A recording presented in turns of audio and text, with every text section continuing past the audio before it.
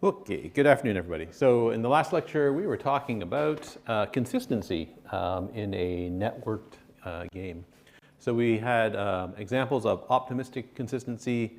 An example of that. So in optimistic consistency, you assume that whatever the inputs are on one player will eventually get transmitted to the other players in the game. And so on player one's computer, when they provide some sort of input, you just go ahead and provide that you just go ahead and process that input on player one's computer. Player one's computer then sends that input message to the server. The server distributes that player one's input to the rest of the world, and then the rest of the world will eventually update where player one is on their computers. In pessimistic consistency, you don't assume that you want to ensure that all players see the same state of the world at all times. Right? So with optimistic consistency, other players will see a different view of the world. In pessimistic consistency, your goal is to make sure all players see the same view of the world. So we had one example of what you can do. Right? And so here you can delay the input. So here, when player one provides some input on their computer, the input is not applied immediately.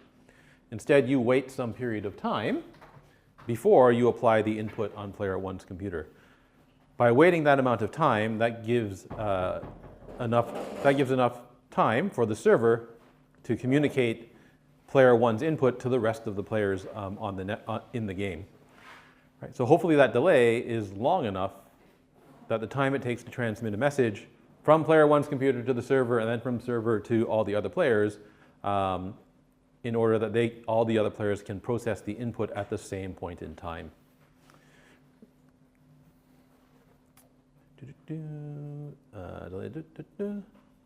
Right. And of course, the problem with this is that if you have a very laggy connection somewhere, so if it takes a very long time for the server to communicate player one's input, you might miss the time when you wanted to apply the input. Right? And so you now need some way to deal with this issue.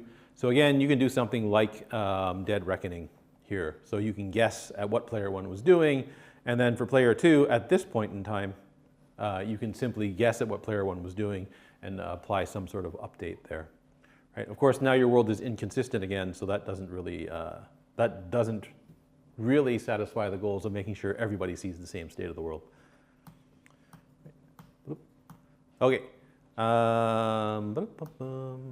There's other forms of pessimistic consistency. So there's lockstep synchronization, where all the players in the world are always waiting to hear from all the other players before they do something. Right. So here there's two players. Player one does something. Player two does something at this point in time. Right? Neither player one nor player two's view of the world changes until they both receive the message from the other player. So when player two receives the update from player one via a server of some kind, right? And when player one receives the message from player two, again via a server of some kind, that's when they can both update their state of the world. So that's lockstep synchronization. Both clients move at the same, are always performing things at the same point in time, and they're always waiting for a response from the other machine, or from the other players, sorry. And then there's bucket synchronization, where instead of always waiting for the other players' updates, you wait for fixed periods of time, right? And you apply the updates at the next time step. Right? And so here, player one does something, player two does something, right? You wait until the end of the next time interval before you actually apply those updates.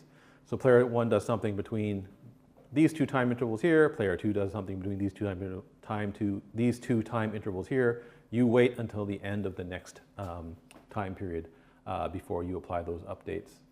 Right? Again, you have the problem of if if a player's message doesn't get sent for some reason, you now have another problem that you have to deal with, right? So now the state of your world can become inconsistent at the next update. So if player one's message here is lost somehow, but player two's message does get sent, then at the end of the next time interval, you have to decide whether or not you're going to apply player 2's update, or if you're going to wait to see if player 1 actually sends an update of some kind.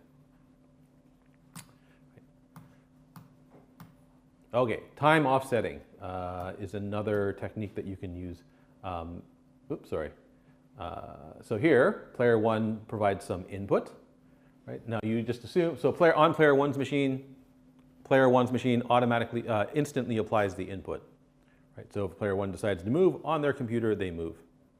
Right? So that the input gets processed immediately on player 1's side. Right? So the movement of player 1 gets sent out over the network somehow. Player 2 eventually receives that message. Right? And so this line here is showing you the time at which the input was actually applied. Right? And so here in time offsetting, you're going to wait some fixed period of time, right, before you process the input here. Right? And so there's a little delay between receiving the input from player 1 and processing the input from player 1. So this is like bucket synchronization. Okay, so assuming that you always wait for a message to, assuming that messages always arrive, then player 2 always gets an accurate view of the world, but player 2 is always some amount of time behind player 1. Right? So that amount of time there, between when player 1 actually performed their move and at the point when player 2 processes their move, right? Player 2's view of the world is a player 1's true position in the world sometime in the past. Right? So player 2 sees player 1 in their correct position, but it's at some point in the past relative to player 1. Right? In other words, player 1 is always ahead of player 2 in this case. The opposite is also true. Right? So if player 2 does something also at this point in time, right, player 1's not going to update player 2's. On player 1's computer, the position of player 2 won't update until that amount of time has elapsed as well. Right? So player 1 is going to see, player's 1 view of player 2 is of player 2 at some point in the past. Right? Player 2's view of player 1 is of player 1 at some point in the past. Right? Hopefully this amount of time isn't that long. Right? So it's not like a second. Hopefully it's like 1/10 of a second or something like that. If it's very long, then obviously problems start to occur. Right? So if it's very long, you get significant state divergence. Right? When player 1 does something, right? When player 1 does something, it immediately happens on their computer. But if player 2, for example, shoots player 1, right? Player 1 may end up dying, even though from player 1's point of view, there's no way they could have been shot by player 2. Right? Because again, player 2 is seeing player 1 in the past. Okay, so when you're doing this sort of thing, you can interpolate the motion of the players to get a smoother view of what's happening. So here's player 1. They do something at this point in time. Right? We're going to wait some amount of time on player 2's side before they process player 1's input. Okay, so player 2 does something else, right? So they perform a second action, right? That also gets sent to player 2. So here we're always going to wait so that we have at least one unprocessed input before we start to do anything. Right? So now we've got 2 inputs from player 1. Right? So at this point in time, I can process player 1's first input. Right? Now the way you do this is, so we're going to assume that these inputs are occurring. So the message is being sent by the server. This amount of time here is constant. Right? So every, say, 1/10 of a second, the server is sending messages. The server is sending an update message to all of the clients. Right? So this amount of time here is, say, 1/10 of a second. Right? And so here, what you're going to do at this point in time is you're going to back up 1/10 of a second. Right? So I've got input 1, I've got input 2, I'm going to back up 1/10 of a second, so I'm going to end up somewhere around here, somewhere around here. Right? And so at this point in time, remember I've received input 1 and input 2. Right? And so if I back up 1/10 of a second to here, right, when I process input 1, right, I don't have to use just input 1's information. I can also use the future information from input 2, right? So if you're between inputs, I can now interpolate between these two inputs to get a more realistic estimate of the state of player 1. Right? So for example, at this point, player 1 is at some position here, and then at the next input, player 1 is at a different position. Right? When I process the input here, you back up 1/10 of a second, right? You interpolate between this position and this position by an amount proportional to where you are between the two positions. Right? Okay, so at this point in time, that's when player 2 made their second input, right? 1/10 of a second later, the server sends the third input from player 1, right? So now at the next time step here for player 2, right? You're going to back up 1/10 of a second. Oh, sorry. Too far. There, right? So remember, we processed input 1. We now have input 2 and input 3 waiting for us to process. Here's where we're going to process input 2. Right? This amount of time here is equal to this amount of time here. Right? We'll back up 1/10 of a second. We're now between inputs 2 and 3. So now we can interpolate the positions between input 2 and input 3. Right? And so here we're using interpolation rather than just setting the positions given the inputs of player 1. Right? You can always interpolate between the two pieces of information. So this is useful when this picture here, all the messages are arriving after after the same amount of delay. Right? But if the delay is going to be different depending on your network connections. Right? So let me draw this picture correctly. Right? Okay, so every fixed amount of time, the server is sending updates like this. Right? So these time intervals are all equal. Right? We've got an input here. So we've got in 1, in 2, in 3, in 4, and so on and so on and so on. Right? Okay, so this message shows up here. This message can show up somewhere else in time. So it's probably shouldn't do that. Hang on, sorry. So that message shows up there. This one shows up this one takes longer to arrive than the previous message. Right? So got to pick a point in time. How do you have it drawn here? So we're going to wait for message 2 to arrive before we start to do anything. Okay, so here, we're going to process player 1's first input. So you back up that amount of time. So we go back to here, right? And now you use their input 1 and input 2. This is where we process input 1. The result is going to be somewhere between input 1 and input 2. So we're going to use these two pieces of information to predict their position at this point in time here. Right? So this is going to be interpolate between in 1 and in 2, like that. Okay, so input 3 now shows up, say it shows up here. So again, remember, because the because your network delay is variable, right? So at the next time step, we're going to process here. Right, so this is where we want to process input 2. Right? So I can back up some fixed amount in time, right?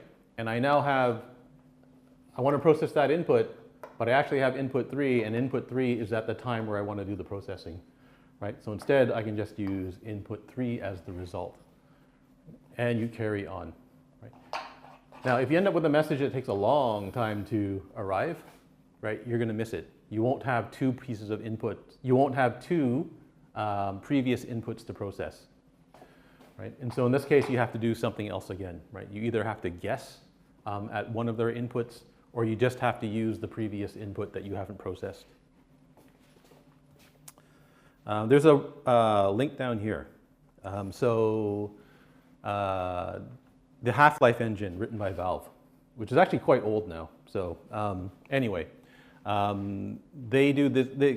They perform this interpolation step in their what they call it for compensating for lag in client-server communication. And so this is the approach that they use in their engine there. All right, so at some point in time, you're going to have to deal with the fact that whatever the state of the world is different than what one of the clients thinks the state of the world is. Right? And so here you have to deal with fixing errors. Right? So player 1 thinks player 2 is somewhere, but then the server tells them player 2 is actually somewhere else. Right? And so how do you correct that discrepancy? So you can do things like immediately fix the error. So immediate correction basically means you take the server's word, so you simply use the updated position from the server, and you immediately move the remote player to the correct location. Right? So you overwrite where you think, locally you think the other player is with their true position that was sent back to you by the server. Right? So the problem with this is that basically what ends up happening is you end up seeing the other player suddenly teleport somewhere else in your world. Right? And so this leads to jumps. So things seem to jump around on your screen. It solves the problem of state divergence. Right? So you immediately correct errors in state. Right? You immediately correct where you think the other player is. Right? But the correction ends up being not having a very nice visual appearance.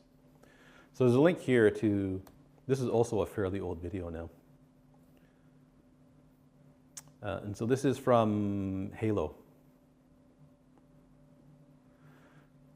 And so this was a talk given at Game Developer Conference. This says 2025, but I think it was actually 2011 is when this talk actually happened. Another reach mechanic that shipped with somewhat broken networking in the beta. Assassinations. Let's look at what these are. First. Okay, sorry. The videos that were captured of the presentation are really bad. So Right. this is not what the game actually looks like. It's just the capturing of the video was very bad. Lost the lead. These were a signature multiplayer feature for us in Reach. We wanted to provide an exciting way to sort of take a small risk and humiliate another player. So, what does this mean in terms of what sort of the high level of problem we're trying to solve? You have two bipeds that are happily running along in their own simulations. They're both predicting their current positions, assuming they're both clients. They are somewhat ahead of what the host believes. They're ahead by one-way network time to the host of the host's current simulation. And then suddenly, out of the blue, we need to force these two bipeds to perform a joint, perfectly synchronized animation with very, very tiny error margins. The animators have carefully scripted this so that the knife slides exactly between the 13th and 14th rib of the elite, whatever their anatomy is. They do not. We can't fudge this. This has to be precisely accurate. This turned out to be something we had never really done before in multiplayer. So we implemented a system, which we shipped in the public beta. Local prediction of participant positions and orientations. What do I mean by this? What this means is, when the assassination order comes down from the host, which says these two players have just begun assassinating each other, each individual box is permitted to make that assassination occur in whatever location is most convenient, most pretty for them, based on their current beliefs about the positions of those two objects. So everyone runs the assassination in a slightly different spot, potentially with a slightly different animation so that it can fit in that spot. And we thought this would be great because it would minimize lag on the way into the animation. It would solve this problem we were very afraid of, which was all these bipeds are in their own little predictive futures, and we need to bring them back into the host's present. That seems like it's going to cause artifacts. So we did this, and it did work that way. Like, it definitely prevented lag on the way into assassinations. And it worked really well in our playtests and take-homes. Unfortunately, it totally failed in the public beta. Let's take a look at some of the bug videos from our wonderful bug database that came back from the beta.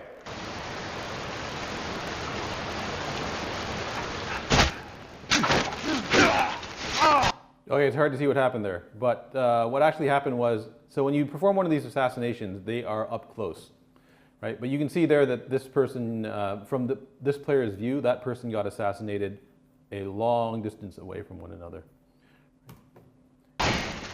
Oh, and then again, this is all caused because the state of the world is different on the two players' computers. Right? The positioning of the players is slightly different on each player's computer because on each computer you are simulating where it thinks the other player actually is. Right? But it doesn't know what the true position of the player actually is until it gets the message from the server. Right? I think the actual videos were much better. There's a lot of lag here.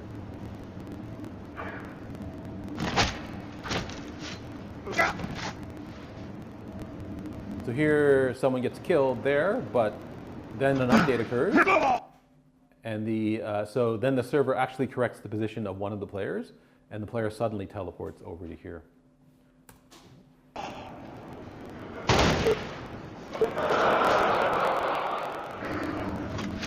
So in that one there, oh, sorry. In the previous example, one player stabbed the other player from behind and then suddenly jumped in front of the other player. This one, the player gets assassinated through a wall. So again, the reason this is happening is because on this player's computer, they probably think they're over here. But on another player's computer, they think the player is over here. Right? And this one ends up leading to a crash. This one's my favorite. So assassination occurs, and suddenly you get a black screen. And then a console. Black screen is what you see in a film when there was a host migration.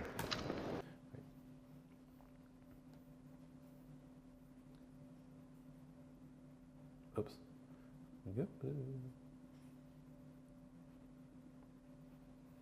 Okay, so that's what happens if you apply an immediate correction to an error, right? You end up with these funny warps that happen all over the place. Okay, so instead of warping things immediately, you can gradually fix the problem. And so that's what Dr. Graham means by smooth correction. Right? So when you get an update from the server about the true position of a remote entity, instead of immediately fixing the position of the remote entity on the local client's computer, you gradually fix the location of the remote entity. Right? So on my computer, I see the remote player as being here, or my computer thinks the remote player is actually here. Right? Then I get an update from the server, and the server says the remote player is actually over here. Right? If you're going to fix this immediately, you would simply teleport the remote player from here to here. Right? So instead of teleporting it, you now take some action that gradually moves the remote player from here to here. Right? And you can do this any way you want to. Right? You could just have the remote player gradually walk over to here. Right? Or in this case, Dr. Graham suggests moving the remote player at twice their normal speed to the new location here, right? Or anything else that you can imagine, right? Now, if this correction is very large, it doesn't matter what you do here, it's still going to look weird, right? So, so you can do this thing. So I guess let's back up a step. So this is where I think the remote player is. This is where they really are. Right? If that distance is not very large, maybe you don't care. Right? So maybe I don't care that that there is some error in their actual positions. Right? And we just live with it. Right? So you can apply this thresholding approach here, where you only do the correction if they are far enough apart. The same is true with immediate correction. Right? Maybe you don't care that the remote player really isn't exactly where they are. Right? And so you don't bother fixing their position. If you do care and you do need to fix their position, you can do something about it. Right? So either teleport them immediately or do something that makes that smoothly transitions their incorrect position to their correct position here. I guess that's what tolerate is. So if you can tolerate the error, then you don't worry about it, right? You just say, okay, that's fine. They're not exactly where they are. World of Warcraft does this a lot. Okay, so there's then this third axis of consistency that we have to deal with, and that deals with what is the true state of the world, right? So if you have an authoritative server that is responsible for keeping the true state of the world, it needs some way to reconcile inconsistencies between all of the clients, right? So for example, did a bullet hit an enemy, right? If you are doing this, where we go? If you're doing something like, if you're using remote lag and some sort of interpolation scheme, I guess I should have given you an example here. So, remote, where'd it go? Time off, remote lag, interpolation, okay. So when you are using remote lag, right, player 2 has an accurate representation of the world, but they see player 1 in the past. Right? Player 1 has an accurate representation of the world, but again, they see player 2 in the past. So,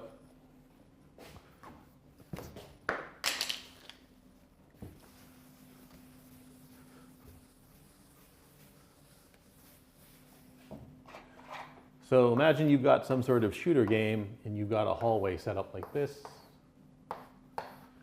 Right? Player 1, or it doesn't matter, one player is here, so I'm just going to call this player 1. Player 2 is here, and they're running down the hallway this way, right? And so, remember, player 1 sees player 2 at some point in the past, right? Where player 2, they see their past position, right? So, player 1 shoots player 2, so they aim exactly at player 2, right? And so as far as player 1 is concerned, when they shoot player 2 actually gets hit, right? Player 1 seeing player 2 at some point in player 2's past, right? So where is player 2 actually, or where does player 2 think they actually are? Player 2 might think that they're actually here, right? So that player 2 thinks, hey, I made it around the corner, right? And now they suddenly die. So it looks like they got shot from around a corner, right? This actually happens in any of these online first-person games, right? And so,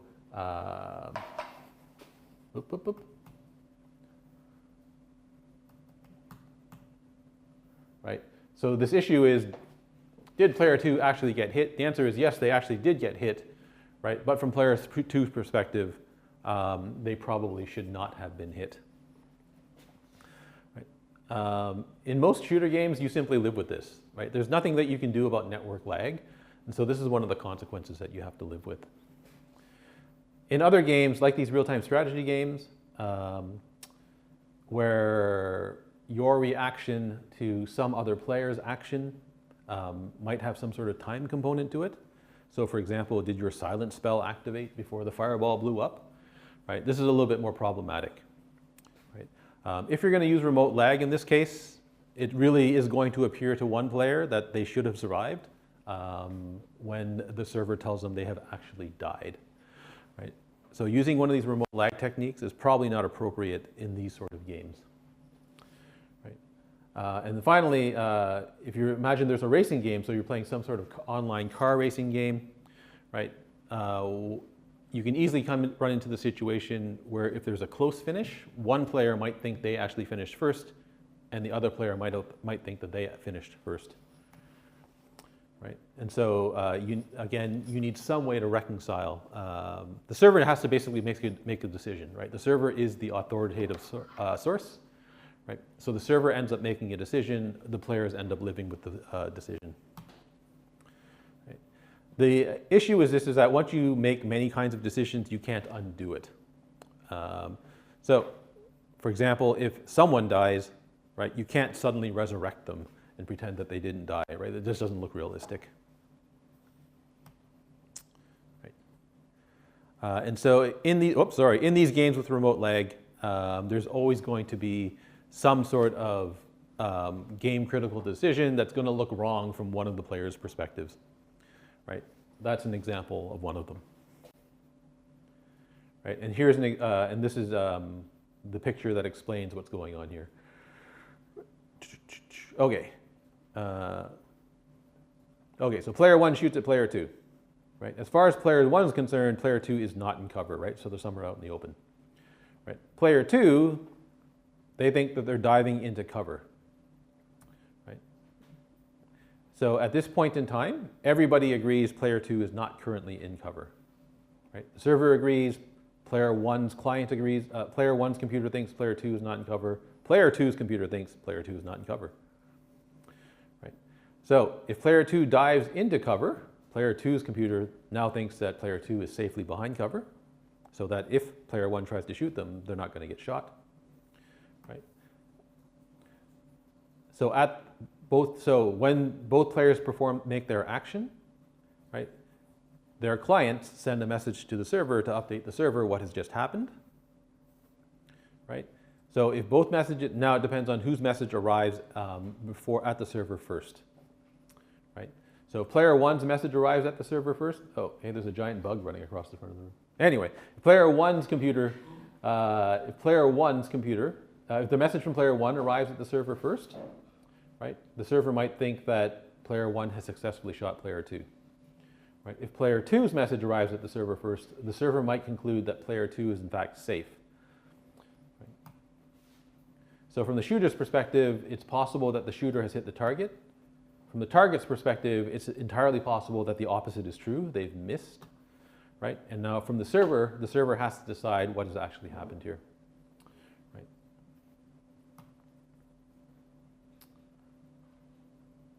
And all of these are issues, you can't get around them. Right? The fact that there is network latency means that there's always going to be some amount of inconsistency. The best you can hope for is that there isn't that much latency on your network. All right. So that wraps up that set of slides. So the next set of slides, I just posted them earlier before class, immediately before class. It talks about your last assignment. Okay, so your final assignment will come out, I think, tomorrow. You're going to do a little bit of client-server stuff. So the way this is a bit of a funny assignment. So if you're going to do some client-server application, you need a computer to run each client, and you probably want to have a second computer that's running the server. This is going to be awkward, right? So not everybody has access to more than one computer. You can try running all three on your, so you want to have 2 players plus the server. It's probably not possible for many of you to run 3 instances of Unity on your computer, especially if you only have a laptop. So modern or newer versions of Unity, they have this ability to simulate up to 4 computers, I think. But I haven't actually tried it yet. So I have to try that first to see if that actually works. If it does, I'll put instructions into the assignment so that you don't have to pair up in groups of 3 to actually do this assignment. Right? Okay, so this is not a networking course. So in a networking course, you would be taught about how the networks are physically built, the software infrastructure behind them, the protocols behind them, and so on and so on and so forth. It's not really the purpose of this course to take you through all of that stuff. You do need to know a little bit about it, though, in order to actually read the documentation. You might come across this term UDP. UDP is the User Datagram Protocol. So this is one of the core communication protocols on the internet. The other one is TCP/IP.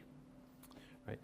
So UDP is the one that's commonly used in games, and it's because it's much faster than TCP/IP. Of course, it's faster for a reason, right? So UDP does not guarantee that if you send a message, it will ever be delivered, right?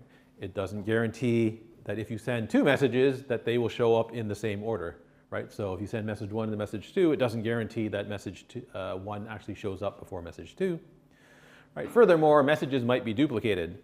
So if you send a message, the receiver might receive several copies of that message. And so it's often used by time-sensitive applications like games, right, where dropping or duplicating information is less important than actually having the information.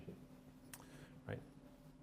TCP is the opposite. TCP guarantees reliable communication between 2 clients, between 2 hosts. Sorry. Right. But because it guarantees reliable communication between the 2 hosts, there's a bunch of other stuff that has to happen, and it tends to be slower. So anything that uses UDP often performs its own error checking and correction. So Unity has this, what's called the transport level networking API. So they basically built a thin layer over UDP that can, if you ask for it, deal with this error checking and correction. Okay, so basically the idea is that this API lets you send messages from one computer to another. So you can set up a client server or a peer-to-peer sort of application. All of the common networking protocols, they all send information as just arrays of bytes, right? So in other words, basically when you send a message over a network, it's just a bunch of bits, right? And so the receiver and the sender have to agree on what do the bits actually represent, right? So there's no such thing as like an int and a double and a float in the networking world, right? Everything's just a bunch of bits. So you have to decide, you have to agree on the formatting of your message, right? And so when you pack information into the message, that's called marshalling, right? So suppose I need to send, I don't know, like an int and a float to somebody, right? So I have to take my int and my float. In C#, it's probably 32 and 64 bit, 32 bits and 32 bits. And I need to pack that into a bunch of bytes, right? So that's called marshalling. So I send that message off to somebody, the receiver gets it, they get 64 bytes of information. They have to decide how are they going to extract those bytes and interpret that data. So that's called unmarshalling. Right? Unity's transport level networking API lets you send reliable or unreliable messages. Right? So unreliable, basically straight UDP. Reliable is going to be UDP plus some error correction of some kind.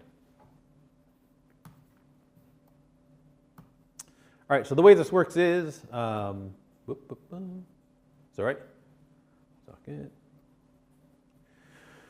Okay, so you make a socket. Back up here. Okay, server, client, right? On the server and the client, you need to open up what's called a socket, right? So I briefly mentioned this, I think, 2 lectures ago or a lecture ago. Right, so the socket is basically the endpoint of a communication channel. So it's going to be where messages are sent and received from, right? So basically, it's a software data structure. Connecting the 2 sockets is something called a connection, right? So that's just the connection between the 2 sockets. Right? And then there's a channel or one or more channels, right? And so the channels are what actually transmit the data. You can have an unreliable channel or a reliable channel in Unity's networking transport level API, right?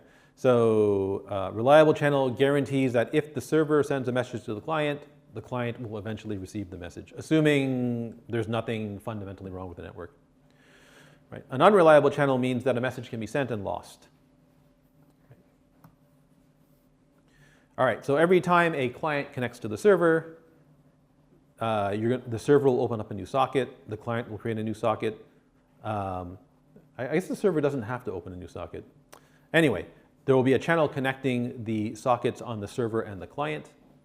And now so when the connection first occurs, the server is going to send the client some information, some configuration information, right? So the server is just sitting here. It's waiting for connections from the clients to come in, right? Here we've got 2 clients connected to the server, right? When client 1 connects to the server tells client 1, your player ID is going to be something, and your avatar is going to be something. So in your assignment, you have a choice between 2 avatars, right? There's a male and a female avatar. Right? So client 1 connects to the server says, client 1, your ID is, I don't know, 5, right? It's some number. Please use the male avatar, right? Client 2 hooks up to the server tells client 2, hey, your ID is 12, right? Please use the female avatar, right? So on client 1's computer, when they draw their own player, they're drawing it as the male player. And on client 2, when they're drawing their avatar, they're drawing it as the female player. Right. Okay, so when one of the clients decides to move their avatar, those movement messages are sent to the server. Right? So in other words, the client needs to tell the server, hey, I'm now moving in this direction with this speed. Right? So if client 1 moves, that message gets sent to the server. The server then sends the movement update message to client 2. Right? Tells client 2, hey, player 1 has moved to this new position at this speed. All right, so you're going to get a bunch of pre-written code, and there's a lot of it actually, because there's a lot of boilerplate code you need to write for the networking. So fortunately, you don't have to write any of it. Right? So there is this init network method in the server startup, in the server script. Right? So you initialize the networking API here. Right? You make your connection here. Right? For your connection, we specify that there's going to be 2 channels. Right? One channel is reliable, the other channel is unreliable. So the reliable channel is the one, oops, sorry. We're going to use the reliable channel for this information here. Right? So in other words, to configure to tell each client what is their ID and what is their avatar, right? That sort of information is important. Right? It also turns out it's not a lot of information. So we want to make sure that the client actually receives that information reliably. So that gets communicated over the reliable channel. The movement information has to get sent many, many times per second, right? And so we're going to use the unreliable channel for that. Right? So the data channel, that's where your movement information goes. The control channel, that's where your configuration information goes to. Right? In the clients have almost exactly the same code. Right? They initiate the network transport API. They create a connection. Right? They also have a reliable and unreliable channel, and then down here they connect. Right? So here they connect to the server right there. Right? When you start up the server doesn't connect to anybody. Right? It doesn't know there's any clients in the world. So the server is just going to wait and listen for clients to connect. Right? So that's where the connection request comes in, and now something will happen. Again, you don't have to do this. This code's written for you. Right. So the host ID, that's just the client's socket ID, and the server host IP and the server port, that's the IP address of your server. Okay, there's a message. There's a method called receive messages from clients in the server code. Right. Okay, so when the server gets a message from the client, it needs to determine what kind of message is this. Right? And so that's this receive data thing here. Right? There's a few different types of messages that can be received. Right? So one of them is a connection event. Right? So that's when a new connection, that's when the client makes a new connection. So a new client arrives, connects to the server. Its a networked event type will be this value here. Right? So when that occurs, you want to add a new client to the server. If it's some sort of piece of information, so if it's movement data, then you get this data event here. Right? And so for the movement data, you're going to forward the movement message. You're going to call this method here. Right? And finally, of course, when players want to leave the game, they disconnect from the server. Right? And so here you have to insert some code that actually disconnects the client from the server. So basically, the server is just sitting there, continuously waiting for messages to arrive. Right? When they arrive, it processes them through this message here, through this method here.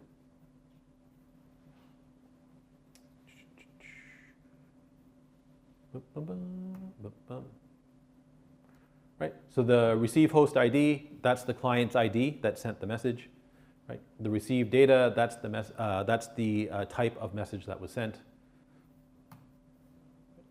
Oops, sorry. Okay. All right, so when you add a new client back here, right? So that method right there, that's the method that deals with adding a new client to the game. Okay, so when a new client shows up, the server has to tell the client what avatar to use. You have these constants, Tommy and Flora, right? These are just bytes. And the server has to pick an ID for the client, right? So they create an integer value that is an ID, right, and communicates that message back to the client. Right? So what does the server have to do? It has to send a message to the client. Right? So you call the send method, network transport.send, right, like that. Right? So that's the code that you're going to write for sending a message from the server to the client, telling the client what its ID is. So there's a method called client. There's a method that makes the client ID message. So send sends the message. Right? Client ID message is the message as a byte array. Right? And this thing error, that's just that's a single byte that that can receive an error code. Okay, so for all your messages, they're just arrays of bytes. Right? So basically, you're going to make an array of byte in C#, which is just that, right? So all your messages are just something that looks like a variable of that type. Okay, so there's 3 message types that you can send in this particular game. Right? You can one of your messages sets the player ID. Right? So the server tells the client what its player ID will be. This is a control message, so this gets sent over the reliable channel. Right? There's a use avatar message that tells the client which avatar to use, right? One of Tommy or Flora. That's also a control message, so that is reliable. And then finally, you can send a message that changes the avatar's position and location. Right? So the position is just a 2-dimensional position, X and Y. The direction that the avatar is facing in, that's just an angle between 0. I'm not sure what it's between, but it's an angle of rotation measured in degrees. Right? I couldn't actually find out what range this is. I'm guessing it's 0 to 360. I don't actually know. Right? So this is a movement message. These messages go over the unreliable channel. So your messages, they're just arrays of bytes. Oh wait, we're almost out of time. Okay. So the first byte of the message is the message type. Right? So all of your messages are at least 2 bytes long. The first byte is the type. It's one of these 3 values here. Right? So these are just 3 constants. Their type is all byte. Right? If you want to send the player ID message, you set the first byte of the message to that. If you want to send the use avatar message, you set the first byte to that. If you want to send a movement message, you set the first byte of the message to that. And the remaining bytes of the message encode whatever extra information is required for the message type. Right, so I'll do this one and then I'll quit here and we'll continue this on Thursday. All right, so for the player ID message, you need to tell the client what ID should they be using to communicate with the server. Right, so the player ID is just a byte. Right, so it's a non-negative int and it's less than 256. Right? So it's an integer value that can be represented with 1 byte. So that's nice, right? So in the code, you get the ID as an int, right? But you're packing the int into a byte array, so you have to convert the int into bytes, right? So there's if you look in the convert class, there's a bunch of methods that convert between the various data types, right? So this is a C# class, right? In the C# standard library. So convert to byte int converts an int to a byte. So that's easy. You take the ID, pass it to this method. Right? This method returns a byte.